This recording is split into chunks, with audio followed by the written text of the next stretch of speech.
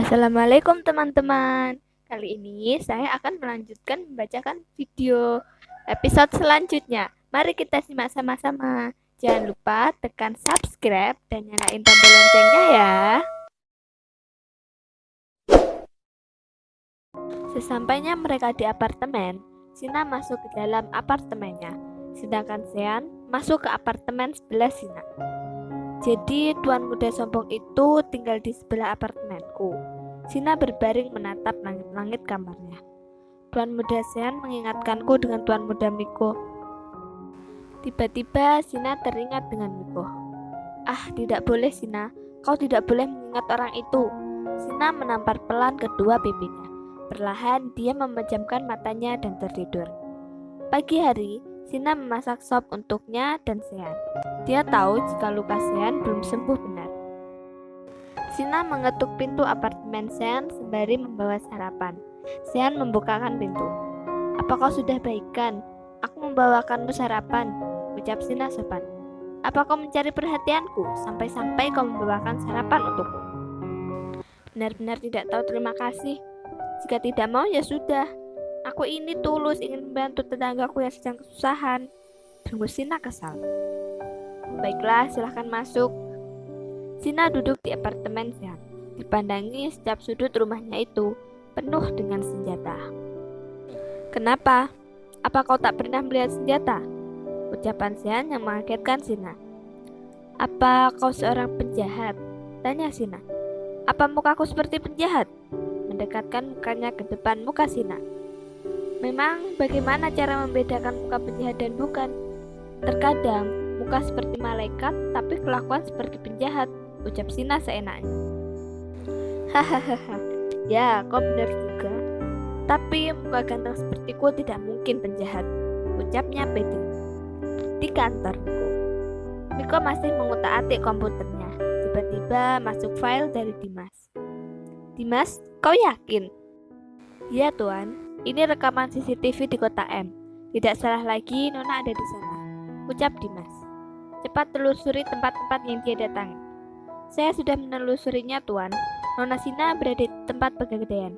Terakhir, dia terlihat di rumah sakit Sariwaras. Miko mengecek video yang dikirimkan Dimas itu.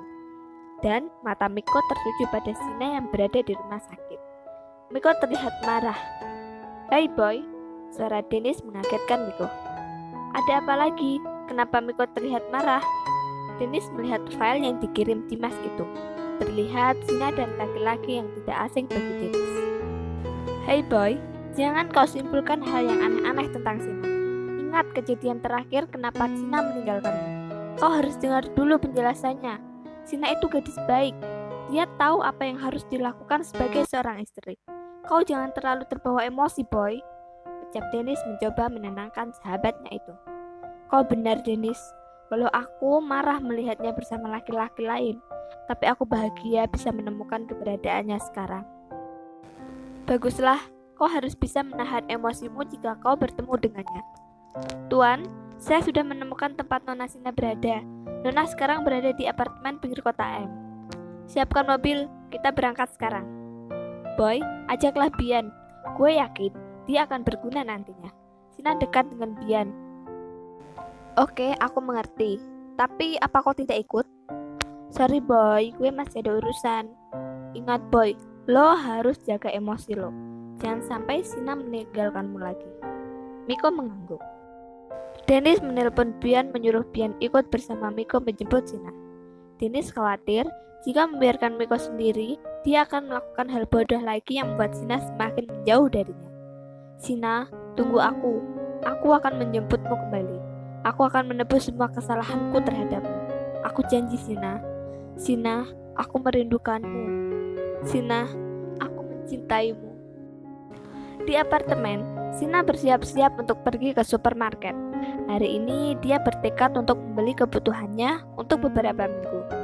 Keluarlah Sina dari pintu apartemen. Terlihat laki-laki tampan sudah berada di depan pintunya. Astaga, mengagetkan aku saja. Jika mau bertamu, tinggal ketuk saja, ucap Sina. Siapa yang ingin bertamu ke apartemenmu yang jelek itu? Ucap Sean. Aish, aku tidak mau cari masalah. Aku akan berbelanja. Minggir Tuan Muda Shan. Aku ikut. Kenapa kau harus ikut? Aku juga ingin membeli sesuatu. Terserah kau saja, asal tidak menggangguku. Di supermarket, belanjaan Sina terlihat sangat penuh, hampir 1 troli. Sina membeli semua kebutuhannya agar dia tidak sering-sering keluar apartemen. Setelah mereka membayarnya, mereka pulang ke apartemen. Di apartemen, Shan memulai percakapan. Kau masih SMA? Apa aku tak terlihat seperti anak SMA? Ya, kau sedikit lebih tua dari anak SMA pada umumnya. Oh, untuk masalah pembayaran rumah sakit, aku akan menggantinya. Nah, baguslah kalau tahu diri. Sina tersenyum ke arah Shan. Dek, senyumnya begitu manis, ucap Shan dalam hati.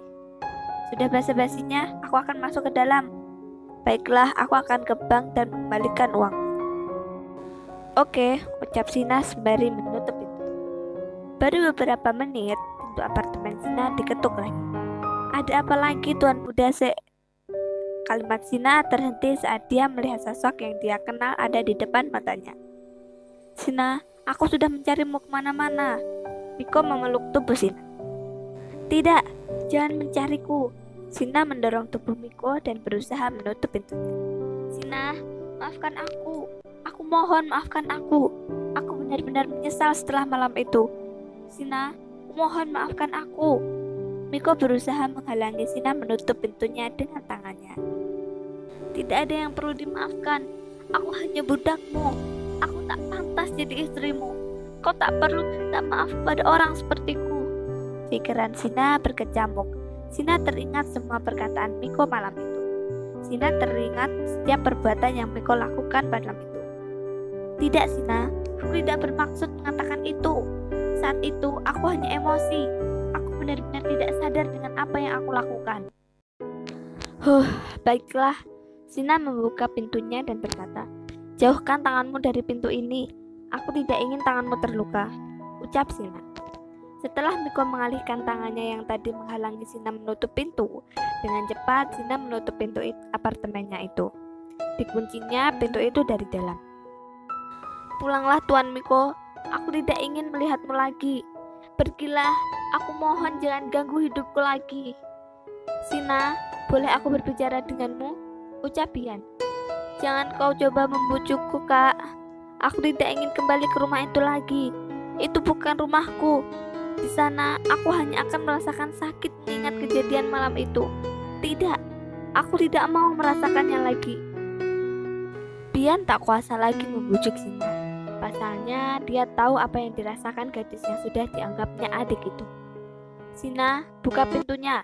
Jangan membuatku marah, ucap Miko dengan nada tinggi. Sina hanya diam menahan suara tangisannya.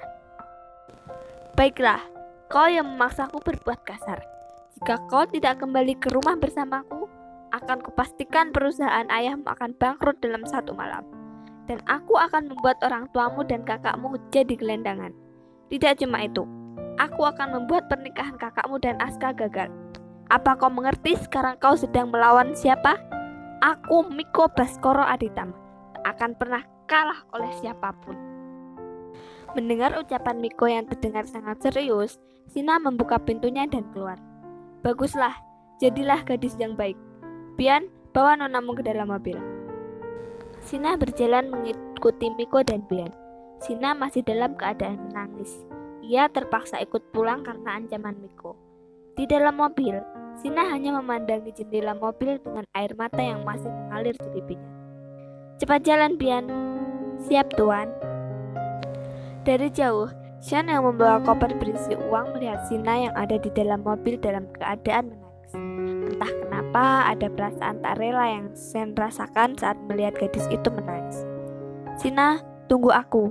Aku akan menemukanmu kembali. Terima kasih teman-teman sudah menonton video ini. Jangan lupa like, comment, share, and subscribe karena akan ada video baru setiap harinya. See you next time. Dadah.